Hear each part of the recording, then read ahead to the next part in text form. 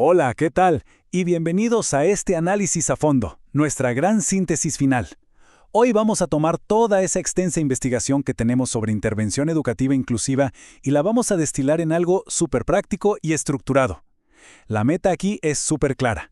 Queremos que al terminar esta revisión tengamos las herramientas reales para diagnosticar casos, entender la diversidad pero desde un enfoque genuinamente inclusivo, diseñar estrategias que realmente encajen en el contexto y elaborar programas de intervención que funcionen.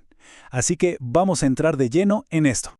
Bueno, para lograr todo eso, este es nuestro mapa de ruta. Vamos a tocar 6 puntos rapidito.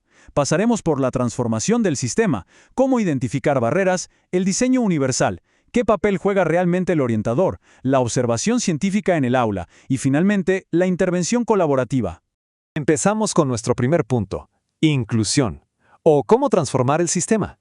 Históricamente, siempre que hay un problema en el aula, todos voltean a ver al estudiante, ¿verdad? Pensamos, ¿qué le pasa a este alumno? Pero la evidencia nos dice que la verdad hemos estado mirando hacia el lado equivocado. Y esta es la idea fuerza de todo esto. La inclusión no es forzar al estudiante a que se adapte al sistema, es transformar el sistema para que absolutamente todos puedan participar. La carga de cambiar, de mejorar, recae sobre el entorno educativo, no sobre el individuo. Y fíjense que entender la diferencia entre integración e inclusión lo cambia todo. Imagínense tratar de meter su pie a la fuerza en un zapato que simplemente no es de su talla. Eso es la integración. O sea, tratar de asimilar al estudiante a un molde que ya existe.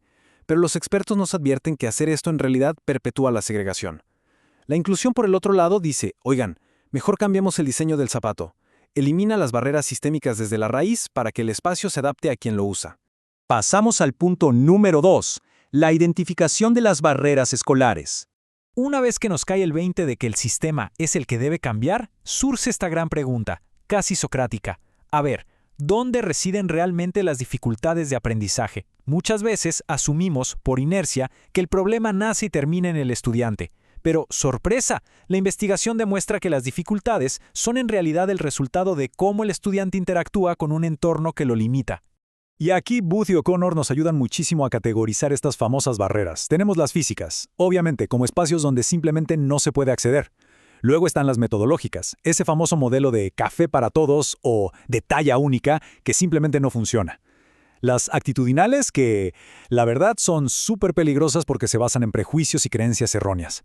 Y finalmente las curriculares, donde nos topamos con evaluaciones inflexibles. Todas estas interactúan como un muro enorme que frena el aprendizaje. Y eso nos lleva a nuestro tercer tema, el diseño universal de aprendizaje, mejor conocido como DUA. Para desmantelar todas esas barreras que acabamos de ver, introducimos este concepto del DUA. Como señala el Centro CAST, el DUA no se trata de planear una clase normal y luego ir poniéndole parches o adaptaciones para los que se quedan atrás. ¡Para nada! Es crear un entorno accesible desde el minuto 1. El objetivo da un giro tremendo. Ya no se trata de que memoricen contenido, sino de formar lo que llamamos aprendices expertos, estudiantes motivados, estratégicos y dueños de su propio aprendizaje. Y para ponerlo en perspectiva, el DUA transforma las cosas desde la raíz. En los objetivos, pasamos de simplemente retener datos a un desarrollo integral. En los métodos, dejamos atrás la clase monótona y uniforme para usar estrategias flexibles basadas en cómo funciona el cerebro, en la neurociencia. Los materiales ya no son un libro de texto aburrido, sino múltiples formatos. Y la evaluación, bueno, deja de ser un castigo final para convertirse en un ciclo de retroalimentación contigua. Continuamos con la sección 4, el rol del orientador educativo. Ahora, ¿quién orquesta toda esta monumental transformación en la escuela? Ojo aquí porque es vital entender esto. El orientador educativo no es un oficinista o un burócrata llenando papeles. No, las directrices lo marcan como un catalizador súper dinámico y algo fundamental. No lideran dando órdenes desde la autoridad formal, sino que lo hacen a través de su legitimidad técnica, de saber de pedagogía, impulsando una verdadera cultura de mejora institucional. Y para lograr eso, sus tareas tienen que ser súper estratégicas. Basándonos en el trabajo de expertos como Solé y Martín, vemos que el orientador tiene que ser casi como un detective, decodificando la cultura oculta de la escuela. Ya saben, esas reglas invisibles que nadie dice pero todos siguen. Deben mantener una equidistancia en los conflictos para poder mediar. Son literalmente los garantes de la inclusión y, súper importante, el puente principal para que los profes realmente colaboren entre sí. Llegamos a la sección 5, observación y evaluación científica. Bueno, Para saber si todo esto está funcionando necesitamos datos reales. Para que no crean que esto es pura teoría abstracta, miremos este estudio revisado por pares de Aida Sanahuja Ribes. Está enfocado en prácticas de aula de primer año de secundaria. Nos demuestra, con evidencia, que la inclusión no es una utopía inalcanzable. Se puede medir de forma empírica y aplicar de manera rigurosa para diagnosticar y mejorar casos súper reales en el aula. Y el proceso para evaluar esto es fascinante. Sigue pasos muy rigurosos. Todo arranca con una fase preactiva de pura planificación. Luego saltamos a la fase interactiva, ahí mismo en el aula, con observación científica en vivo. Se usan herramientas increíbles como el protocolo de COS para medir exactamente qué tan conectados o enganchados cognitivamente están los alumnos. Finalmente, en la fase posactiva, tomamos toda esa información, metemos software como Atlas-T y sacamos patrones que literalmente transforman nuestra forma de enseñar. Y así llegamos a nuestra última sección, la 6, intervención y trabajo colaborativo. Con toda esa data en la mano, es hora de pasar a la acción. Sabemos que la secundaria, por ejemplo, puede ser un entorno complicadísimo. Hay sobrecarga de materias, las clases son cortitas, más todo el proceso de la adolescencia. O sea, es un mundo aparte.